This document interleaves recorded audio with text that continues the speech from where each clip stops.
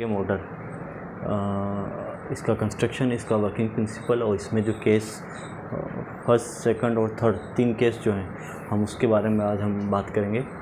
तो हम स्टार्ट करते हैं इसके कंस्ट्रक्शन से। जैसा कि हम डायग्राम में देख रहे हैं कि इसका जो कंस्ट्रक्शन है उसमें 3 वाइंडिंग होती है। सबसे पहले हम ये समझते हैं कि इसका जो यूज़ है वो कहाँ किया जाता है। तो इसका यूज़ वहाँ किया जाता है जहाँ हमें 30 से 40% स्पीड को वेरिएबल करना हो, तो वहाँ इसका यूज़ किया जाता है। और इसमें जैसे कि हम देख रहे हैं कि डायग्राम में 3 वाइंडिंग होती है, प्राइमरी वाइंडिंग, टर्शियरी वाइंडिंग और सेकेंडरी वाइंडिंग। और ये 3 फेज सप्लाई इस तरीके से हम स्लिप रिंग के द्वारा देते हैं। तो जैसे कि अब समझते हैं कि हम प्राइमरी वाइंडिंग जो होती है रोटर के स्लोट के आंतरिक भाग में की जाती है, मतलब इंटरनल स्लोट जो होते हैं उनमें की जाती है।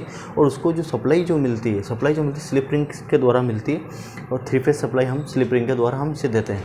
और टर्शियरी वाइंडिंग क्या होती है? टर्शियरी वाइंडिंग जो होती है, जैसा कि हम डायग्राम में देख रहे हैं कि ये प्राइमरी और सेकेंडरी वाइंडिंग से सेपरेट है।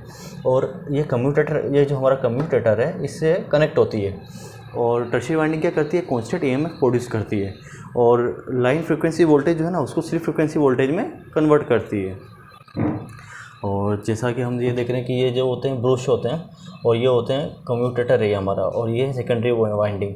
अब सेकेंडरी वाइंडिंग क्या होती है कि जो ब्रश पेयर जो होते हैं, ब्रश के पेयर होते हैं उनके द्वारा ये कम्यूटेटर से जुड़ी होती है। और सेकेंडरी वाइंडिंग क्या होती है कि 120 डिग्री एंगल, मतलब 120 डिग्री के कोण पर ये एक दूसरे से इस तरीके से मतलब स्टेटर के स्लोट्स में स्टेटर वाइंडिंग जो होती है ना, मतलब स्टेटर के अंदर ये उनके स्लोट के अंदर ये वाइंडिंग की जाती है सेकेंडरी वाइंडिंग। और इसके जो फेस के जो फेस कनेक्ट होते हैं वो ब्रश के द्वारा कम्यूटेटर से कनेक्ट होते हैं। तो इस तरीके से ये जो हमारा हुआ कंस्ट्रक्शन हुआ। और ये जो ब्रश के जो पेयर होते हैं, ये ब्रश रोकर्स जो होते हैं उसके द्वारा उसके ऊपर माउंटेड होते हैं। अब हम ये समझते हैं कि इसका वर्किंग प्रिंसिपल क्या है। इसका कंस्ट्रक्शन तो इस तरीके से हमने समझ लिया, जो डायग्राम में हम देख रहे हैं वही इसका वर्किंग प्रिंसिपल की हम बात करते हैं। तो क्या होता है कि सबसे पहले हम इसमें 2 वोल्टेज होते हैं, एक होता है इंजेक्टेड वोल्टेज और एक होता है सेकेंडरी वोल्टेज। तो अब हम समझते हैं कि इंजेक्टेड वोल्टेज क्या है और सेकेंडरी वोल्टेज कैसे है।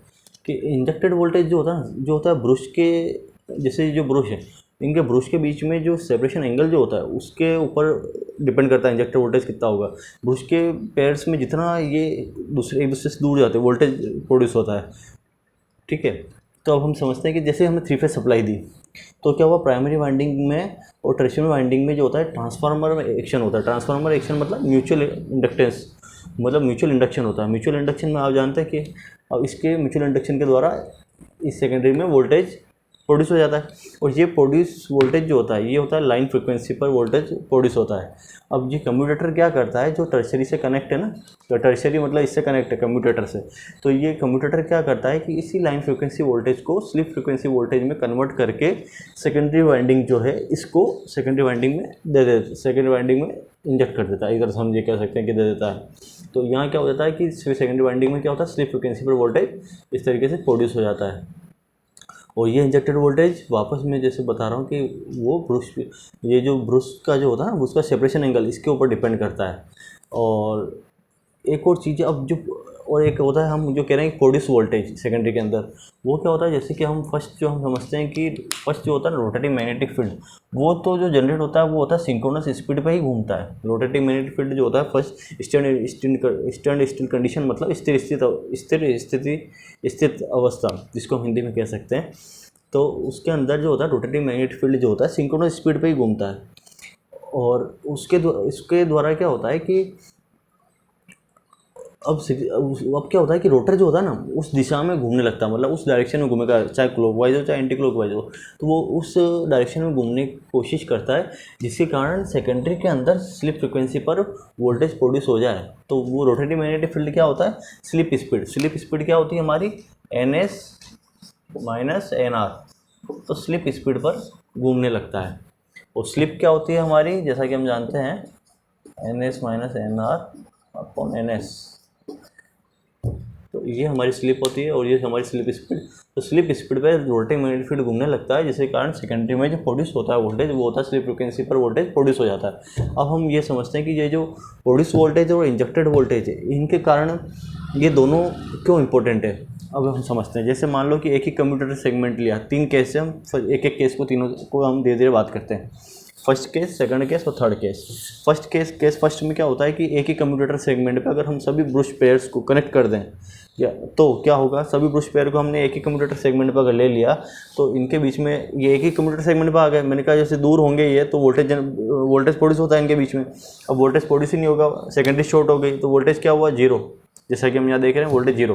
अब केस सेकंड में क्या हुआ कि इस तरीके से हमने, जैसा हमने डायग्राम में दिखा रखा है, इस तरीके से हम जब कनेक्ट करते हैं तो सेकेंडरी वोल्टेज क्या है, ये ई आर, और इंजेक्टेड वोल्टेज क्या, ई।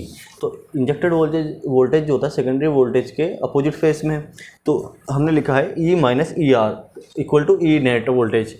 तो ई नेट वोल्टेज क्या होगा कि कम हो गया, तो उसके कारण क्या होगा, तो ये जो वोल्टेज हमारा जो मिला हमको, ये कम मिला, इसके कारण सब सिंक्रोनस स्पीड पे ये हमारी जो होगा रोटर वो घूमेगा। अब इस केस थर्ड में क्या हुआ कि इंजेक्टेड वोल्टेज और सेकेंडरी वोल्टेज के सेम फेज में, अब देखो सेकेंडरी वोल्टेज ये रहा, इंजेक्टेड वोल्टेज ये रहा, इसमें केस थर्ड में ये सेम फेज में होने के कारण ये दोनों प्लस हो गए, ई प्लस ई आर और equal to E net voltage. तो हमारा नेट वोल्टेज क्या हुआ, बढ़ गया। तो अब ये क्या होगा, सुपर सिंक्रोनस स्पीड पे घूमेगा हमारा रोटर। यहाँ वोल्टेज जीरो था, ठीक है, तो रोटर मूव ही नहीं करेगा, रोटेट ही नहीं करेगा, और यहाँ जो होगा सब सिंक्रोनस स्पीड पे रोटेट करेगा, क्योंकि यहाँ पे हम अपोजिट फेस में है दोनों, इंजेक्टेड वोल्टेज और सेकेंडरी वोल्टेज, और यहाँ सेम फेस में होने के कारण जो होगा हमारा जो रोटर होगा वो सुपर सिंक्रोनस स्पीड पे रोटेट करेगा। तो इस तरीके से हमारा जो हुआ इसका कंस्ट्रक्शन हो गया, इसका वर्किंग प्रिंसिपल हमने समझ लिया, और हमने तीनों केस हमने समझ लिए, और इसका एप्लीकेशन जो है, इसका एप्लीकेशन जैसे हमारा टेक्सटाइल मिल, पेपर मिल और other mill, electric drive, conveyor belt, different जगह पे जहाँ हमें इसकी यूज़ करना होता है इस तरह की मोटर का, वहाँ हम इसको यूज़ करते हैं। इसको हम शरागी मोटर कहते हैं। और बाकी जो इसके ब्रश होते हैं उनका जो मूवमेंट होता है हम किसी मोटर के द्वारा भी करवा सकते हैं या हैंड व्हील से भी करवा सकते हैं। और बस यही होता है। धन्यवाद, थैंक यू सो मच।